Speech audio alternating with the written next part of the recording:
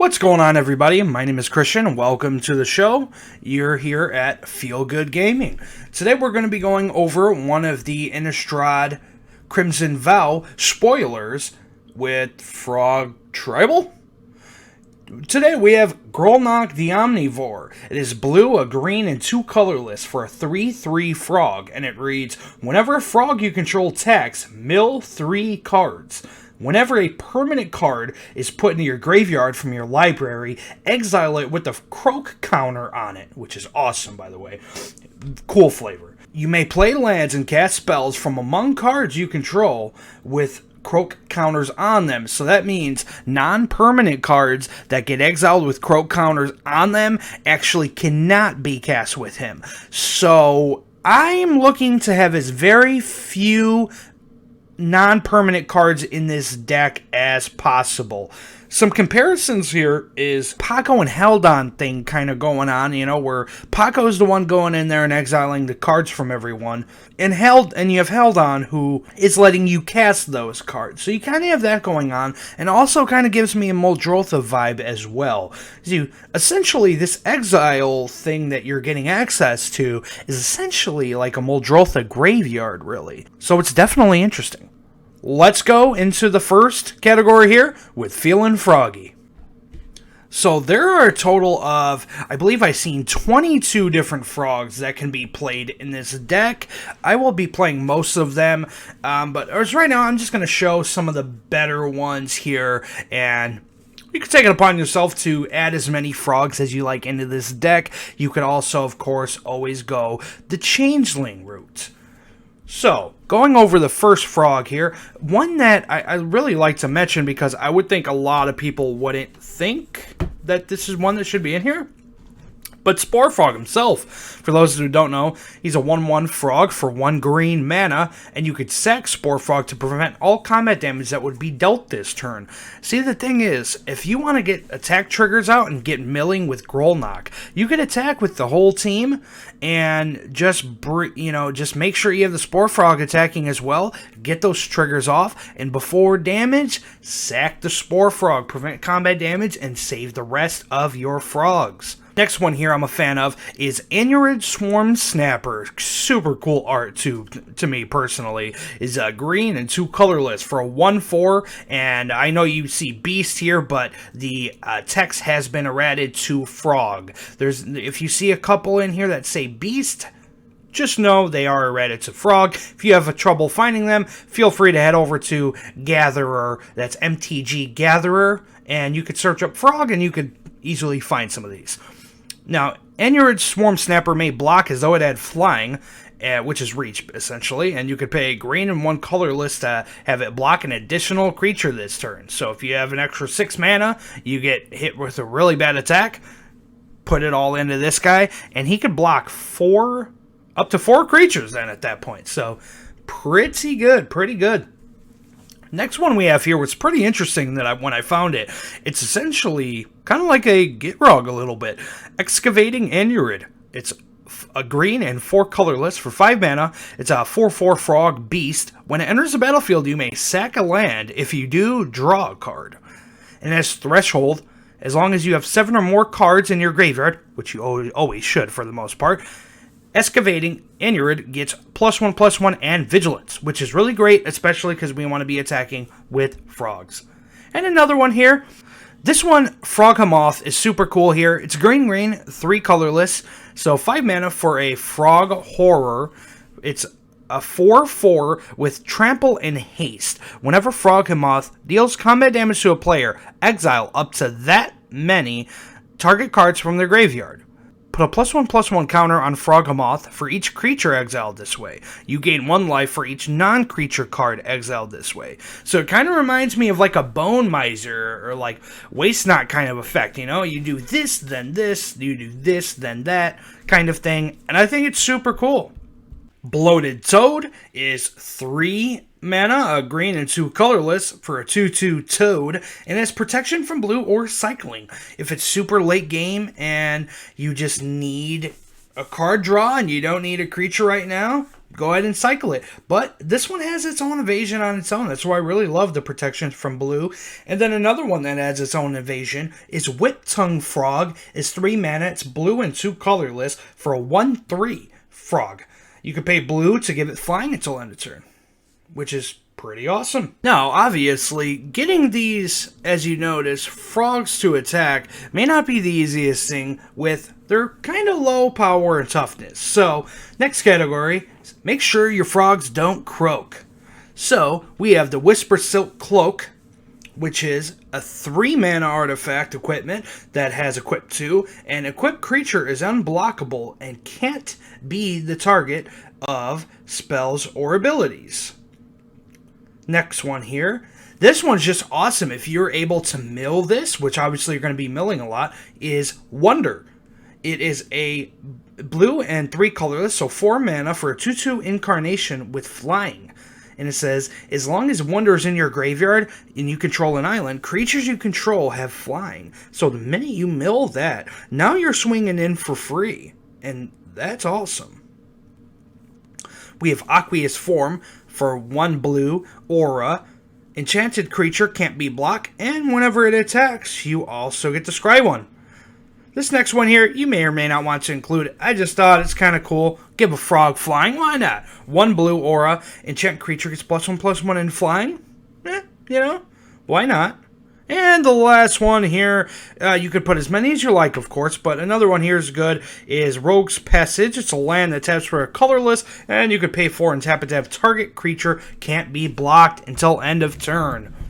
Now, question here. How do you get the non-frogs in the deck to become frogs? Well, let's go on to the next part. How the prince became the frog. First card is Arcane Adaptation. It is an enchantment for blue and 2 colorless. As Arcane Adaptation enters the battlefield, choose a creature type. Creatures you control are the chosen type in addition to their other types. The same is true for creature spells you control and creature cards you own that aren't on the battlefield. So, like I had mentioned, you don't want to do the instant and sorcery thing in this deck because you don't want them to get exiled. So you may have the, more of like Sakura Tribe Elder, Land War Elves and all of that. And you're like, well, what if I want to make them a frog as well? That card does it for you. Another one that does is a 4 mana artifact here, Maskwood Nexus. Reads, creatures you control are every creature type. The same is true for creature spells you control and creature cards you own that aren't on the battlefield. You could pay 3 and tap the artifact to create a 2/2 blue shapeshifter creature token with Changeling, which is every creature type, which is giving you another frog, which is awesome, really. I think these two are probably some of the best in the deck. You can obviously go the Changeling route. To me, one of my favorites is Omni Changeling. It's a blue and a colorless for a 1/1 shapeshifter, and it has Changeling. So it has every creature type at all times. It could tap to give target creature gains all creature types until end of turn, or you could tap it to have target creature loses all creature types until end of turn as well. Now that you know that there's ways to make your non-frog creatures turn into frogs, we're going to go on to the next category and kind of talk a little bit more about wanting a lot of permanents more than anything else. So, let's go over our removal permanents in this deck. Now, going into some of the permanents removal, obviously you could put as much as you want or as little as you want, depending on your play group. But here I have 5. Of course, playtesting a deck is always going to help you know if something is too much or too little in any category. Going over the first card here is an enchantment aura for a blue and a colorless. So a 2 mana enchantment has enchanted creature loses all abilities and is a blue frog creature with base 1 power and toughness. And it's on point with the flavor. So of course you want to throw this in here. Going on another blue enchantment here is blue and 2 colorless. Imprison in the Moon has Enchant Creature, Land, or Planeswalker. Enchanted Permanent is a colorless land with tap to add 1 colorless and loses all other card types and abilities. These permanent removals are a little mean, I will say, but I think it's the route to go in this deck. Another one here, Kenris Transformation for green and a colorless. It's an enchantment aura. Enchant creature. When Kenris Transformation enters the battlefield, draw a card. Enchanted creature loses all abilities and is a green elk creature with base power and toughness 3/3. You even get to draw a card on top of it. Such a great card. Another one here, green and a colorless for its Lignify, and it's a tribal enchantment tree folk aura. That doesn't matter. Enchanted creature is a 0/4 tree folk with no abilities. And the last one here, these are all very similar, but I think they're great. Song of the Dryads. This one is a little bit more expensive at around $10. The rest are all really cheap. This one's green and 2 colors, enchant permanent. That's going to be why. Enchanted permanent is now a colorless forest land. Let's go over to the permanent ramp. So again, with the permanent ramp category, is going to be similar to the other ones here. I think what matters the most about the permanent ramp spells is going to be how many creatures do you really want that aren't frogs in the deck? That's the question you ask yourself. Or just go ahead and try to find more stuff that's not creature based, which there's going to be some here in just one moment. First card we're going over, Birds of Paradise. Most people know it. It's 1 green mana for a 0/1 flyer. Adds 1 mana of any color to your mana pool. Fertilid is green and 2 colorless for a 0/0. And it enters the battlefield with 2+ counters on it. You can pay green and a colorless to remove a +1/+1 counter from Fertilid, and have target player search their library for a basic land and put it on the battlefield tapped. Landwar Elves, 1 green for a 1/1 Elf Druid. You can tap it to add green to your mana pool. And then Sakura Tribelder, which should be a frog, right? Maybe? Come on, just look at him. He looks like one. Green and a colors for a 1/1 Snake Shaman. You could sack Sakura Tribelder to search your library for a basic land card and put it on the battlefield tapped. Now, here are 2 cards that are enchantment that are ramp and could really give you a hand on that. The first one, Cryptolith Rite. Green and a colorless enchantment that is creatures you control have tapped to add 1 mana of any color to your mana pool. This one's about $11 for this card, so it is a little bit more up there for some players, I'm sure.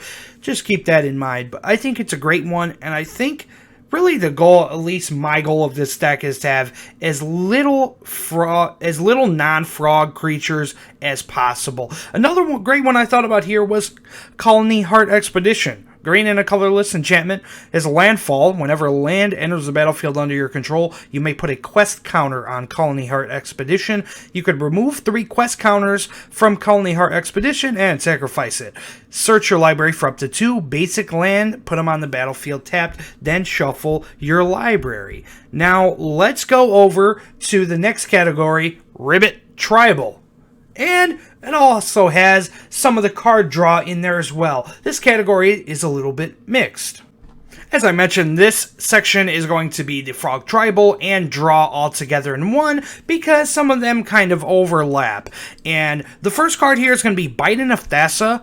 Blue, and 2 colorless for a legendary enchantment artifact. Whenever a creature you control deals combat damage to a player, you may draw a card, and you can pay blue and a colorless, tap it to have creatures your opponents control attack this turn if able.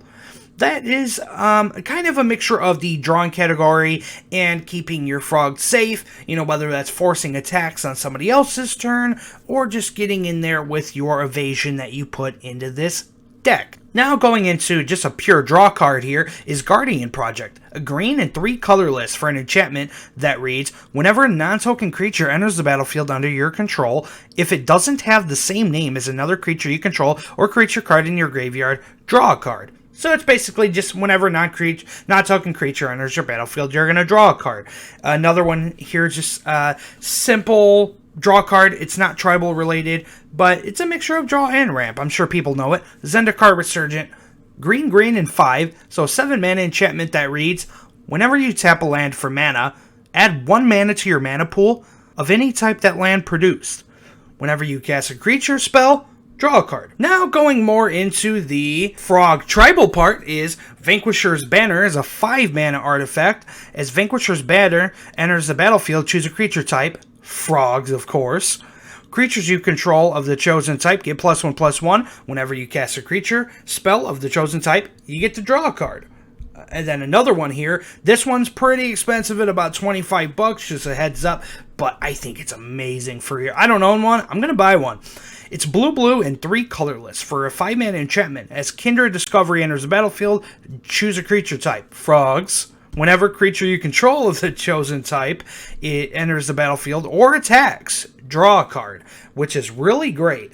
And another one, this is mainly, I think people are going to want to target your commander itself, is an enchantment for green and a colorless. So as Steely Resolve comes into play, choose a creature type. Creatures of the chosen type can't be the target of spells or abilities. So it gives all your Frog Shroud. This one is around $22 to $23. So just keep that in mind. So moving on from the Frog Tribal, we're going to move on to the next category, and that's Mill More. The first card here does have a disclaimer with it. It's Hermit Druid. It's a green and a colorless summon druid for 1/1. You could pay a green and tap it to reveal cards from the top of your library until you reveal a basic land card. Put that card into your hand and put the other cards revealed into your graveyard. The reason why I say there's a disclaimer with this card is it depends how many basics you're playing in this deck. Now, I don't know that this is going to be on my list, but that doesn't mean that it won't work for yours. So, you might want to take a look into that.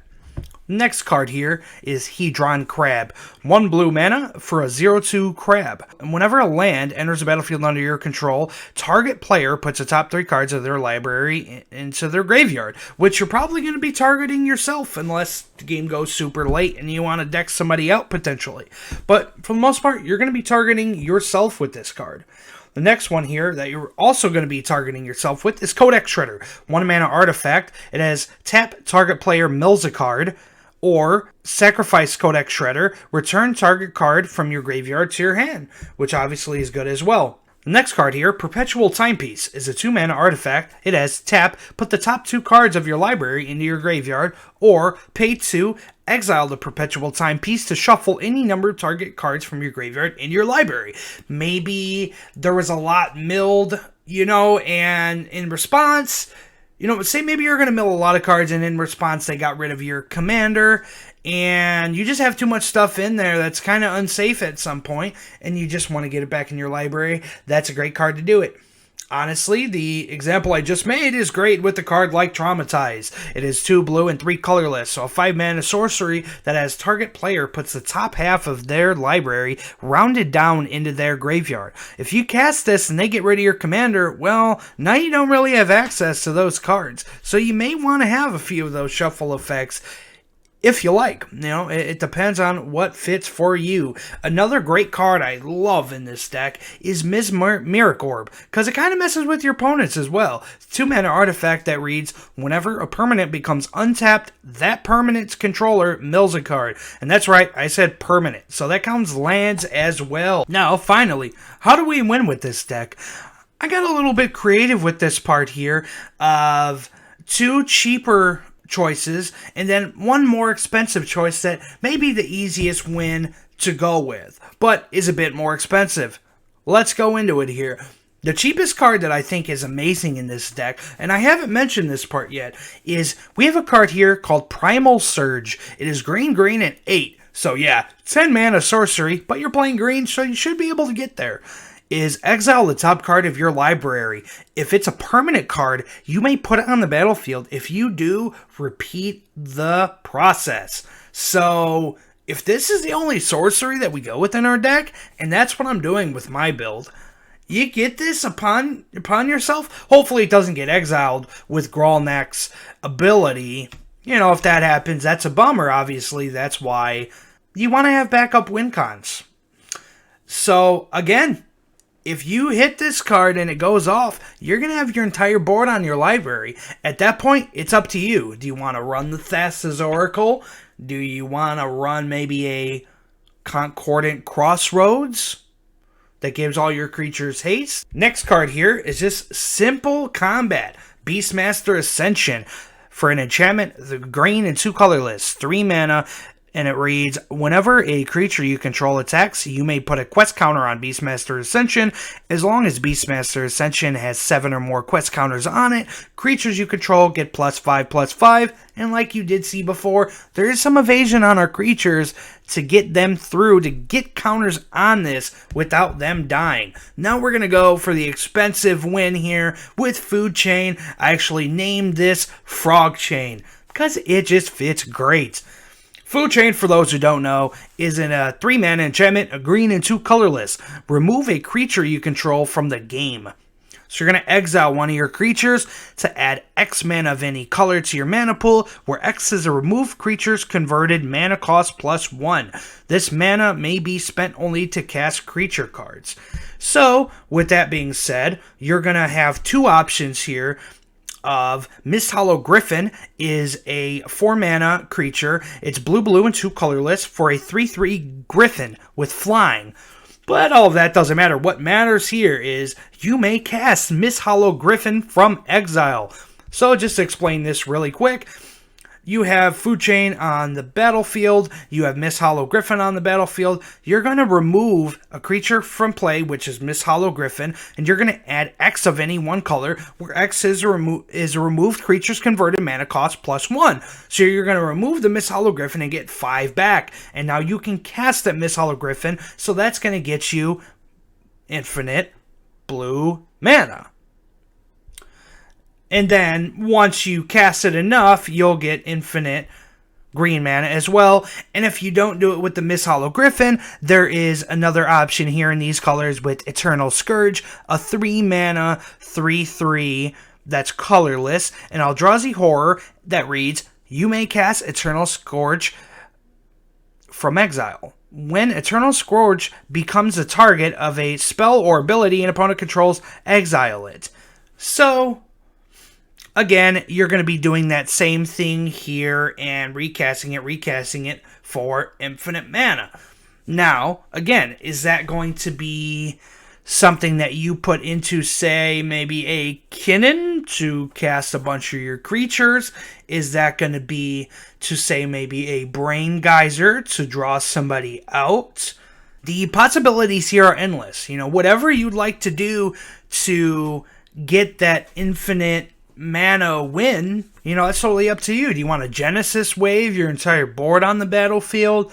Do you want to Blue Sun Zenith somebody, you know, to make them draw their deck? Really, at that point with infinite mana, it's up to you. Put any cards that you like into there as far as the Food Chain combo.